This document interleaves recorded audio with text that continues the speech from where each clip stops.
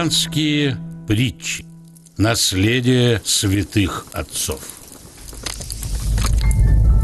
Тщеславие и мудрый человек.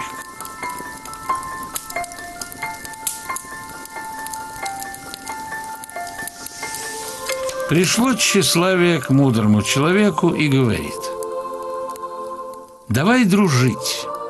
Я для тебя все, что хочешь, тогда сделаю». «И что же ты для меня сделаешь?» Не торопясь с ответом, спросил мудрый человек. «Помогу стать кандидатом наук. А потом?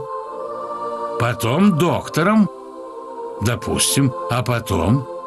Потом ты станешь профессором, академиком. Все будут превозносить тебя, называть великим.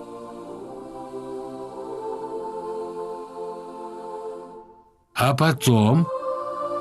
Как что? Состаришься? А потом? Ну, проживет моя слава после меня лет 10.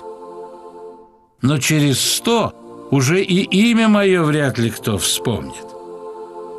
А через 1000 лет? Через 1 000 000? Так что же ты можешь дать мне?»